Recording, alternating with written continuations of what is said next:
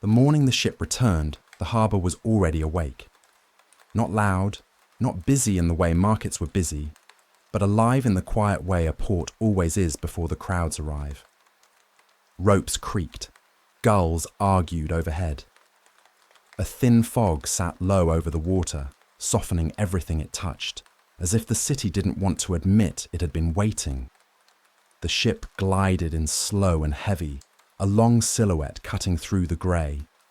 Dock workers stood with hands in pockets and eyes half narrowed, watching the hull approach like they'd watched 100 times before, yet never with the same feeling twice, because every arrival carried stories inside it, and no one ever knew which ones would spill out into the world.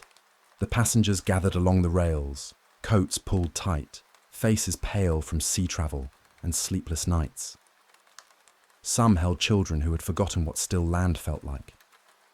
Some held papers in folders, corners bent from being checked again and again.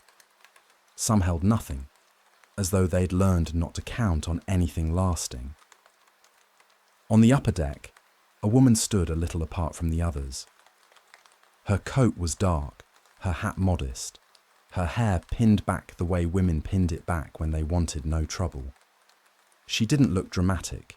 She didn't look famous. She looked like someone who would be forgotten by a room the moment she left it. That was the first cruel detail, though no one knew it yet. When the ship finally docked, everything became procedure. That was how it always went. The gangway was lowered. A uniformed official stepped forward with a clipboard. Another stood behind him, checking faces against lists. The air carried the smell of salt and metal and damp wood, and the passengers moved as if the ship itself had taught them to line up. The official called names in a firm tone, neither unkind nor warm. Each name was a small permission to exist. Each name was a gate. The woman's name was called. She answered without hesitation. Her voice was steady. She didn't wave. She didn't try to be seen. She simply stepped forward with the rest, clutching a travel bag that had survived the sea. A small tag hung from the handle, ink slightly blurred. When her boots touched the gangway, she did not pause for the dramatic moment people imagine in stories. She didn't take a deep breath. She didn't smile toward the skyline. She just walked, because the ship behind her was finished with her and the world ahead demanded she keep moving. The line flowed down onto the dock like water released from a narrow bottle. People blinked in the fog. People shivered and forced their hands to stop shaking so papers could be presented. Officers asked questions in practiced voices. Where are you staying? Who is expecting you? How long will you be here? Do you have anything to declare? A child began to cry and was soothed without stopping. A man stumbled slightly and pretended he meant to. Everything was ordinary, which is what made it frightening later. The woman passed the first check without difficulty. Her papers were in order. Her face matched the photo. Her answers were calm and plain. She gave the name of a contact in the city, a place to stay, a reason that sounded like anyone else's reason. The officer stamped something, and the stamp sounded final. A small sound, but a powerful one. She was no longer at sea. On paper, she had become part of land. She stepped forward to where the luggage claims were forming. Behind her, more passengers descended the gangway. Ahead, crates and trunks and bags were being hauled down. Somewhere, a bell rang. Somewhere, another ship called out in the distance.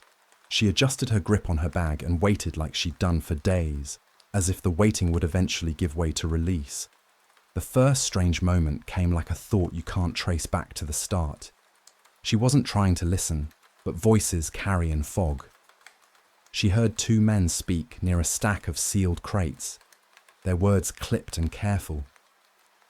One of them laughed once quietly, like the laugh was a signal rather than an emotion.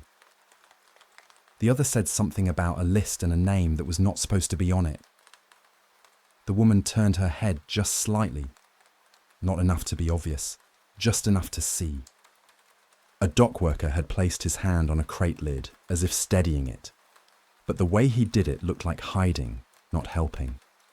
A second man stood close, blocking the view of anyone who might pass, and in the narrow gap between bodies, the woman saw a corner of something that didn't look like freight. She didn't know what it was. She only knew it didn't belong in daylight. A voice behind her called, "Miss." It was calm.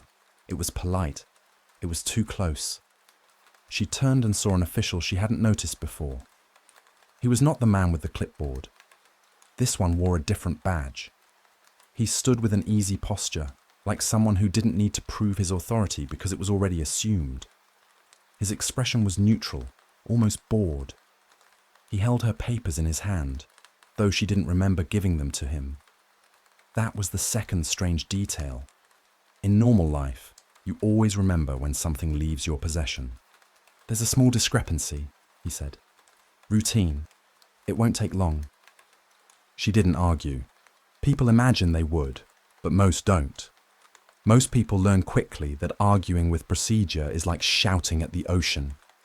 She followed him because he was already walking, and because everyone around her was busy with their own freedom. He guided her away from the line, away from the luggage area, toward a narrow corridor formed by stacked cargo and temporary partitions. The fog thickened there, and the sound of the crowd softened, as if she had stepped into a pocket of the world that didn't fully connect to the rest. The corridor led to a door with peeling paint and a sign that read, "Inspection." The official opened it without checking a key. The woman stepped inside. The room smelled like wet paper and old ink. A desk sat under a humming light. A filing cabinet leaned slightly, as if tired. A single chair waited in front of the desk, and behind it another official sat with sleeves rolled up, scanning a form as though nothing could possibly surprise him anymore. The first official handed over the woman's papers. "Name?" the second official asked, even though the name was right there. She gave it again, calmly, clearly. He looked up at her for a moment, then back down. He asked a question about her destination. She answered. He asked about her contact. She answered. He asked again, slightly different. She answered again. Then he stood and walked to the cabinet and pulled open a drawer, flipping through files that seemed too many for a small office. He paused on something and frowned. "It's strange," he said quietly, like he was speaking to himself. "You're marked disembarked." The first official leaned in. "But not recorded through final gate." The second official nodded.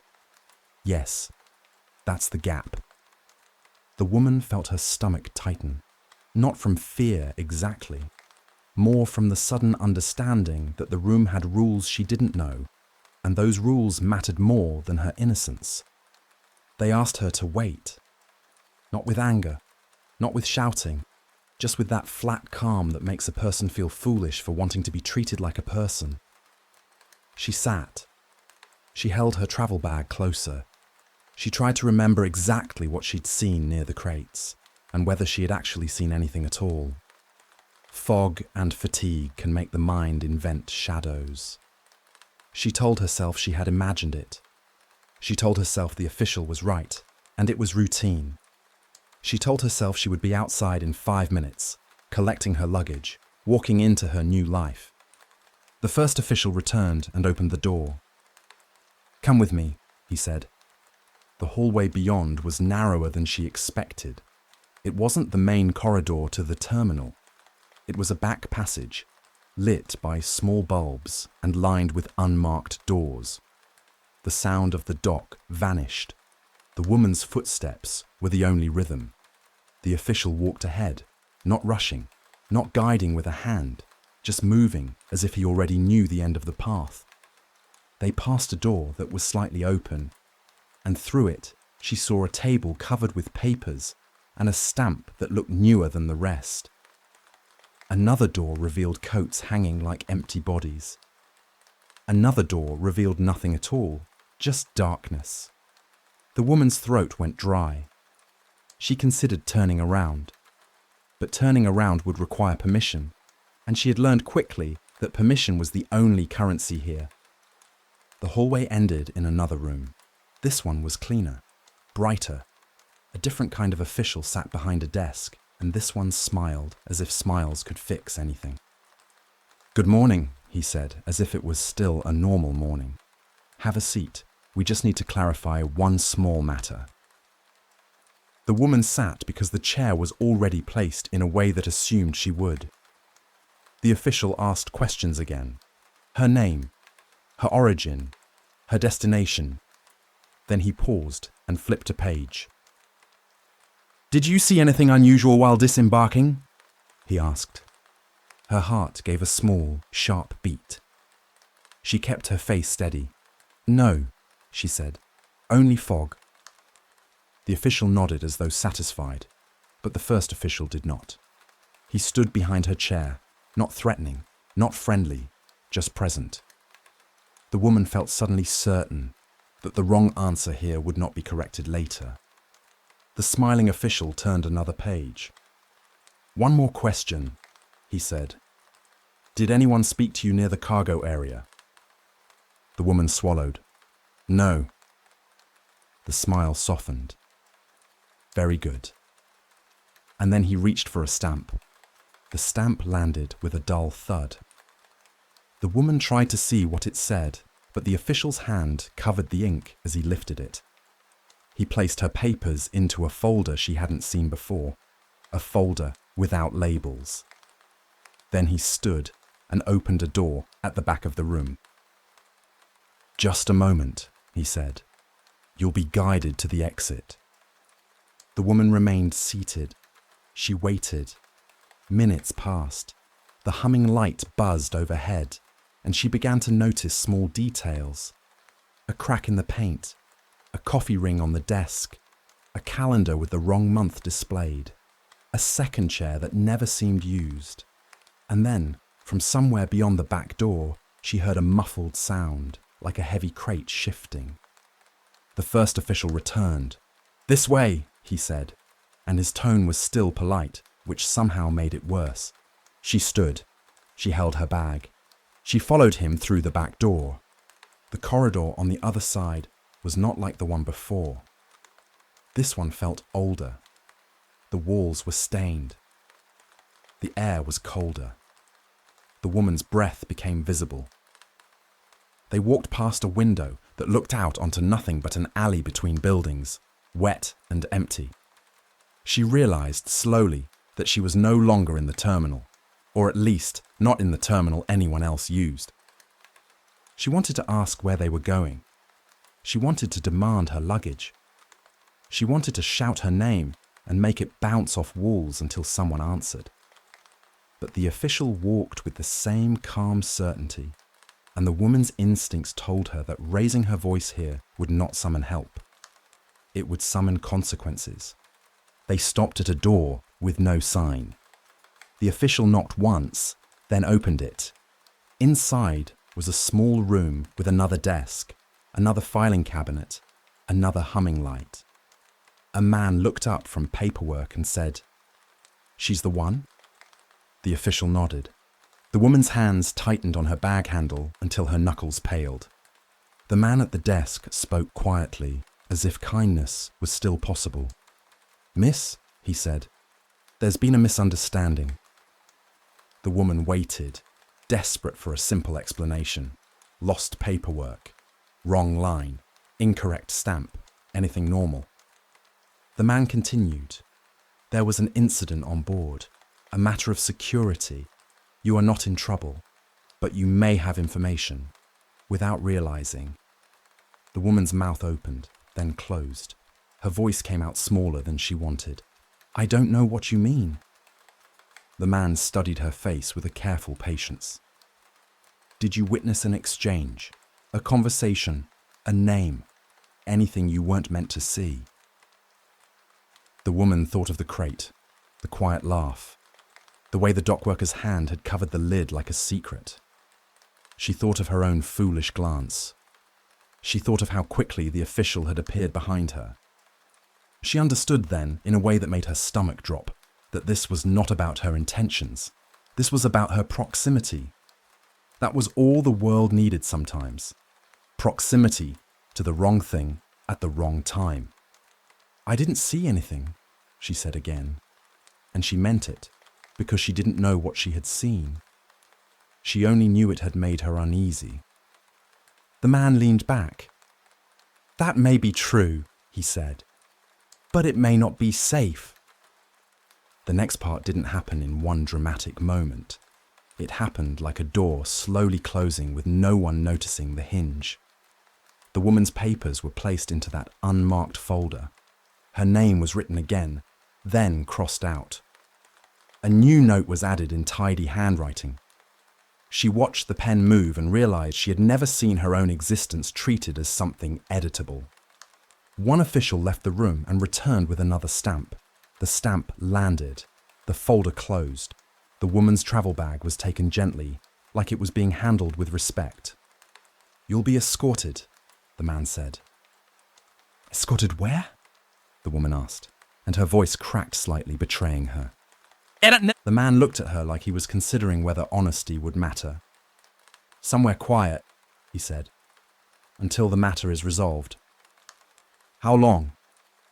The man's eyes shifted, just once, away from hers. That was the answer. Outside, the ship continued to empty. The fog began to lift in thin strands. Families reunited. Porters shouted numbers.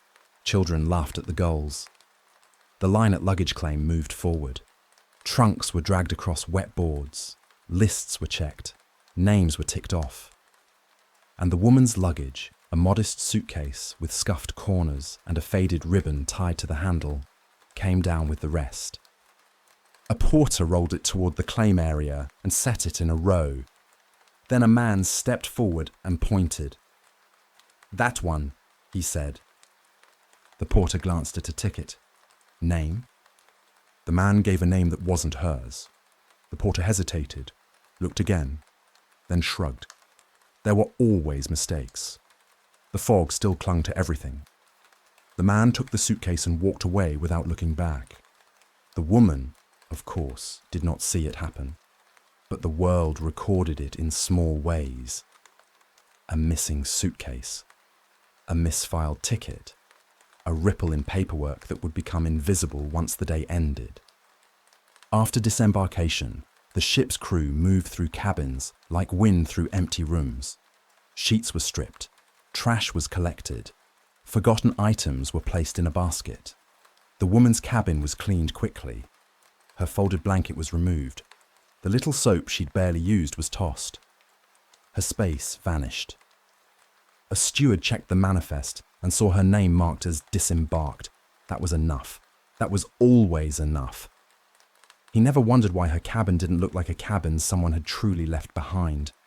He never wondered why the small travel mirror was still damp, as if she'd been readying herself only moments before.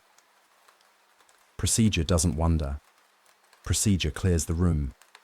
Within hours, another passenger's belongings were placed where hers had been, and the ship took on a new story as easily as it took on cargo. The final gate of the terminal was where arrivals officially became residents, visitors, citizens, or strangers. It was the last desk, the last stamp, the last controlled breath before freedom, and the woman never reached it. But on the day's official record, a clerk would later write, "Disembarked." Another clerk at another desk would later write, "No arrival recorded." Two sentences, both true in a way. Together, they formed a gap large enough for a human life to fall into. By evening, the ship was empty, the dock was quiet, and the woman was nowhere anyone could point to. If you asked the harbour workers, they would say they didn't notice her. If you asked the officials, they would say their records were complete. If you asked the passengers, they would remember fog and faces and the relief of land and not much else. The woman became what the system allowed her to be: a discrepancy, a clerical question, a file, At first, the people waiting for her assumed delays. Lines are long at ports. Inspections happen. Officials misplace papers. The city is full of small inconveniences that don't mean disaster. The woman's contact, a distant relative, stood at the edge of the crowd, holding a small sign with her name. He watched the passengers drift toward him, one by one, and smiled politely at the wrong faces. As the hours passed, his smile thinned. He asked a porter if he'd seen her. He asked an officer. He checked the ship's manifest again. He returned to the gate. The officers shrugged. "Perhaps she missed disembarkation," one suggested. "She answered her name," another said. "I heard it." Even that small detail would later become useless because hearing isn't proof, and proof is what systems demand. When the relative reported her missing, the clerk wrote it down with a pen that didn't pause. Missing persons forms are filled every day. People get lost in cities. People change their minds. People leave without saying goodbye. The clerk did not imagine a woman being erased between ship and shore because the idea sounded too cruel to be ordinary. And yet, ordinary cruelty is exactly what makes erasure possible. Days turned to weeks. Letters were written. Officers were visited. The relative returned to the terminal and spoke to men behind desks who barely looked up. He asked for a supervisor. He asked for a report. He asked to see camera footage and was told the cameras weren't working that morning, or the footage had been reused, or the correct form had not been filed. Each answer was polite. Each answer was empty. Meanwhile, the woman's name began to drift into rumor. Some said she had run away. Some said she had been sick and taken to a hospital. Some said she never boarded the ship at all and the relative had been confused. A system loves confusion because confusion keeps people tired, and tired people eventually stop asking questions. Her relative did not stop quickly. He kept her name alive in his mouth like a prayer. But years are heavy, and grief changes shape. He aged. He grew quieter. The world gave him new problems to carry. And slowly, the woman's disappearance became an unsolved thing tucked into the back of life. Like an old letter you can't bring yourself to throw away. Time did what time always does. It smoothed the sharp edges of the story without resolving it. The ship returned to port many times afterward, carrying other passengers and other lives. Officers retired.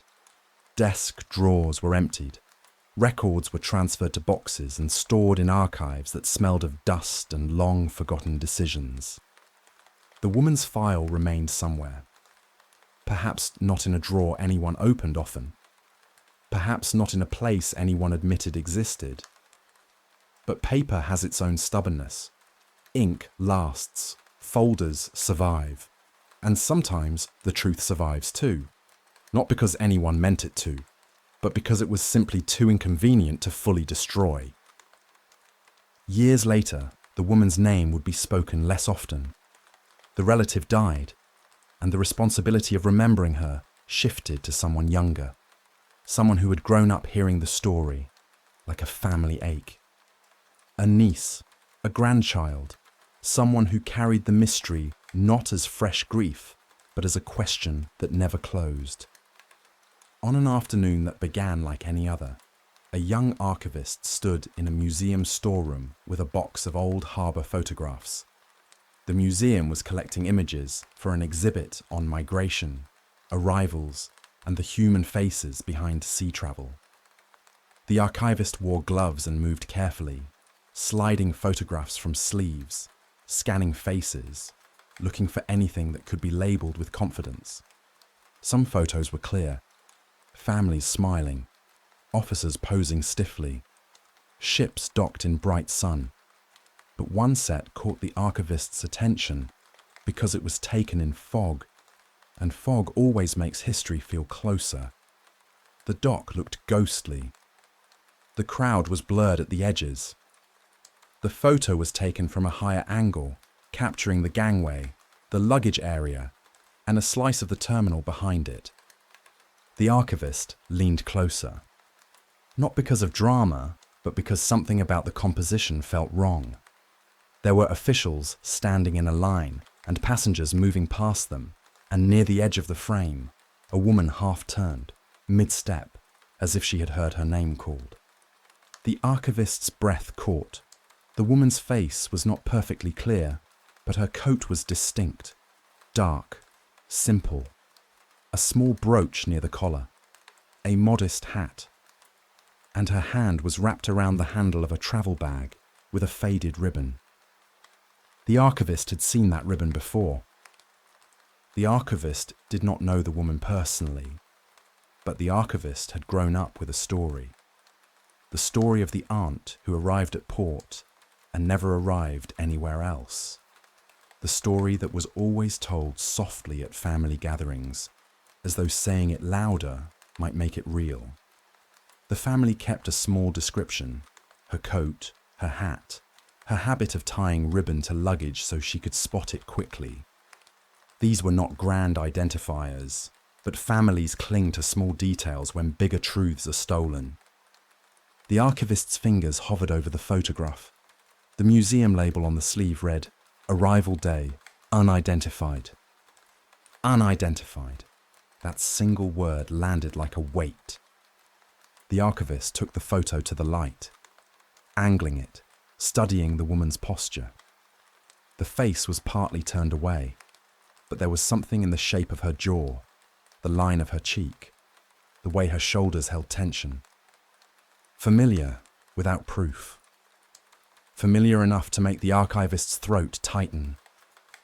There were other faces in the photo too. Officials, dock workers, and near a stack of crates, two men standing too close together.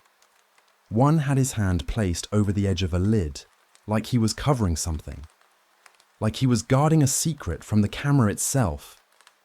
The archivist realized slowly that the photo didn't just show the woman, it showed a moment, a junction, the exact place where a life could be redirected without leaving a trace. The archivist requested access to port records. Museums and archives share corridors in quiet ways. A request here leads to a box there. A key opens a cabinet that no one has opened in years. Paper, once buried, begins to breathe again. In the port archives, the archivist found manifests with neat handwriting, disembarked lists, arrival lists, and in one ledger, there it was, the woman's name, printed cleanly. Next to it, a tick mark, disembarked. But in the arrival ledger, her name was absent. The archivist checked again, and again. It was not there. Instead, on the margin of one page, written lightly, almost like a note to self, was a phrase, "File held pending." No file number, no location, just those words, held pending. The archivist sat back, heart pounding in that quiet way. A person's heart pounds when they realize their family's grief wasn't imagined. It was engineered. Not necessarily by one villain in a dramatic coat, but by a system that knew how to fold a person into paper and close the folder. The archivist could not suddenly summon the woman back. There was no secret room that opened. No dramatic confession from a retired officer. No courtroom moment where justice arrived late but loudly. The world does not always wrap pain in neat endings. But the archivist could do something else. The archivist could stop the erasure from being complete. The photograph was scanned. The label was changed.